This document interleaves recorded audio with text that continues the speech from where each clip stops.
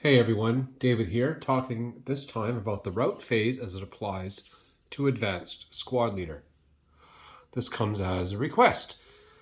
So what we have before here, as we look at board 3, the old school board 3, we have a number of units laid out, ready to apply the route phase. Now I'm not going to stay at this zoom level. I'm going to zoom in on this bizarre situation. It was laid out on purpose so that you could get to various examples. As a beginning, however, I'd like to point out that only units that are marked with DM may route. If you want to know when you can be under DM, see rule A10.62. Basically when you break your DM, but there are other times as well. That's about it. I'm going to zoom in on some situations here, and we'll go through this case by case. First thing I'll mention is that any broken unit that is not in a melee can route. And there's more cases, but in this case, we'll look here. The counters are laid out so you can see what's there, but basically a German unit went berserk and charged into a location with a Russian unit that is now under DM. And they are marked with close combat.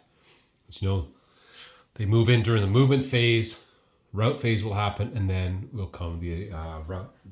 Anyway, you know what phase it is. Okay, let's look at some other cases where you must route. This fella here in Hex M4 is in the normal range and in open ground to an enemy unit. He must route. You'll notice that the 467 in November 3 has wall advantage, and therefore the Hex in M4, if hypothetically during the first fire phase, if there was a -1 first fire not moving in the open modifier, then they have to route away. Let's find a case where this unit in the open does not have to route away. Way up here in Hex F3 is a unit in the open ground. You'll notice over here at W5, there is a heavy machine gun, and his range is 16. 16 hexes puts us right here. Therefore, this unit does not have to route away. A point to note, any unit that is more than 16 hexes away from an enemy, a known, armed, unbroken enemy unit, does not have to route away, even if that is within the, quote, normal range, unquote, of that weapon. All right, let's get into some more examples here. So the rules say that a broken unit may not end the route phase adjacent, uppercase adjacent, to an armed, unbroken, known enemy unit. It doesn't say that you must route away if you start that way, but later in the rules it does. Basically, if you end the route phase next to an armed, known enemy unit, well, you have to route away. So those are the units. Now, the last thing I'd like to emphasize is that broken units that don't meet the previous conditions, such as the unit here in M7, he does not have to route. If he doesn't route, he's not going to end up adjacent to an armed, known enemy unit. He's not in the open ground, so therefore he can stay where he is. All right, let's get into some examples. All the units that are marked DM here may, or in some cases must, route. When you're routing, for every case, basically start with one unit. Unless you're moving a stack with the leader, maybe he's voluntarily routed, whatever. One unit at a time. For direction, you may never route towards a known armed enemy unit, even after leaving your line of sight. For example, this broken unit here may not route closer to this 8-1 leader. No, he's not armed, but for the purposes of routes, consider them armed. So he cannot move closer, so therefore he could move here. But once he's out of the line of sight, then he can't go closer to him. All right, so they have a memory. He's running back here and he decides he wants to go to this woods. He cannot because it's getting closer to this guy. He remembers where he is. As already stated, you may not move adjacent, uppercase adjacent, to a known armed enemy unit unless you're leaving its location. Here's a perfect example. This broken unit here can go upstairs, it can go here, or it can go here, barring, of course, you have any, it doesn't have line of sight to enemy units. So for example, it does not see this unit here, so it can break to here. Now let's talk about where they have to route to. For units that are routing, they have to go to the nearest building or woods. And by nearest, they mean in movement factors towards it. So basically what you're going to be doing is just basically designating a target hex, and then you're going to attempt to reach it. Now let's go for some examples here. One point to note is there are some where you can ignore some cases of where you can choose to route to. So for example, if there is a woods hex that is equal distance to a known armed enemy unit, you can ignore it. For example, this fella here can choose to ignore this woods hex because it is 2 hexes away from a known enemy unit, both this one and this one. So we can choose to ignore that and go somewhere else, maybe here. Another case where you can ignore is if you are in a building, you can ignore the building you're in and choose to go elsewhere. For example, this fella here can choose to ignore this hex because it is in the same building. You choose to go somewhere else. The funny thing about the not getting closer to a known armed enemy unit is that it may change as you route. That's why I've zoomed right out here. Let's just zoom in a bit. This unit up here does not have to route, as we've already stated. He's 17 hexes away from the closest unit that has line of sight to him. Maybe he's going to route down through here, but as he does route down, maybe he's going to have somebody in his line of sight. Or conversely, maybe one of these units, as they're routing, will have a different unit.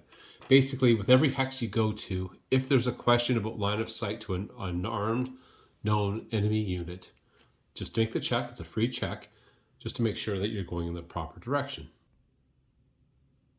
Here's a case where an amateur player may actually end up losing his unit unnecessarily.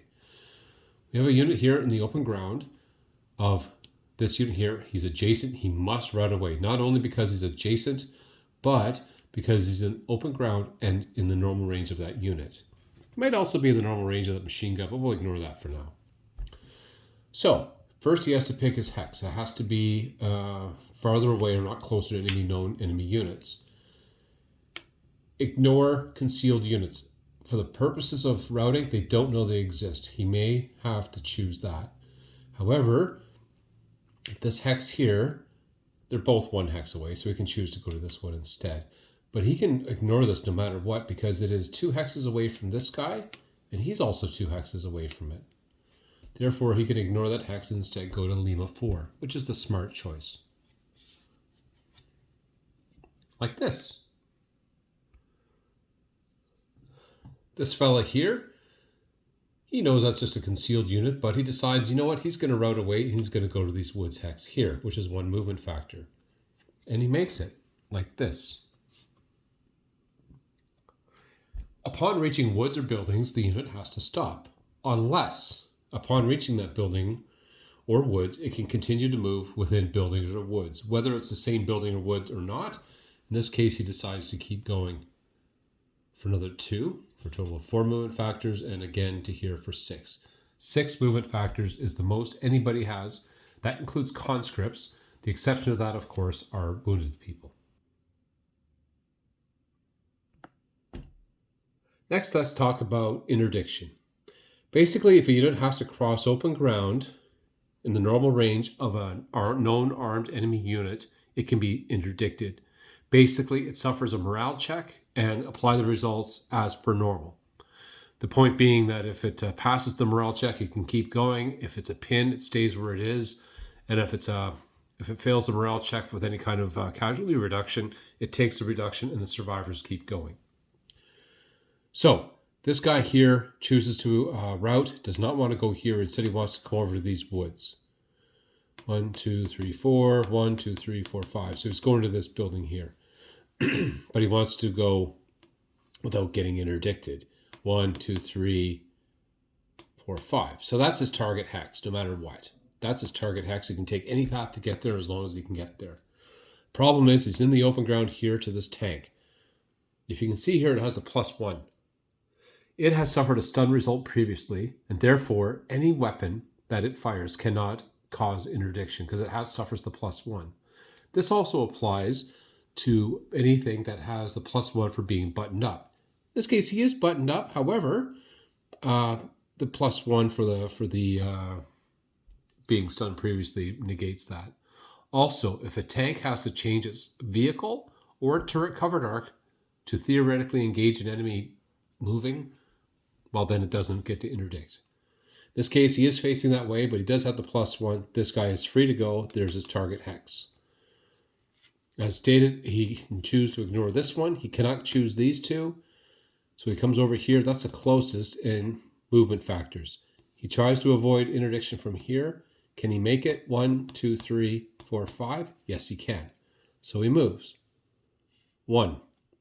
We'll assume for the state of argument that the machine gun can't see him there. 2, 3. He's not in the open ground to this guy here. Again, that's his target hex. 1, 2, 3, 4. 1, 2, 3, 4. Now we can choose to ignore it now that he's here, because that is the equal distance. He has gone 1, 2, 3. So he chooses to go back here for 5. I know that's confusing, but the check about making sure that you can ignore a place is when you're in its line of sight. And as stated, let's go back. He's in November 7. That's his original target. It is the same distance from a known enemy unit, him, in his line of sight. So we can choose to ignore it, and he decides to do so. 1, 2, 3, 4. He's 4 hexes away. The building is 1, 2, 3, 4. 4 hexes away. Decides to run away. And that, my friends, is the rout phase. Let's sum up. I didn't get into every example. Some units chose not to rout and some did. But the thing is this. What you're trying to do is get to a building or a woods. You designate that target in the closest building or woods based on movement factors to get there. Once you have that target, and as long as you're not going closer to a known armed enemy unit, then you're good to go. And once you get there, you stop unless you can keep moving into woods or buildings, even if it's a different set of woods or a different set of buildings. Thank you for watching this video. Please apply any comments or questions below, and I look forward to your feedback. Thank you.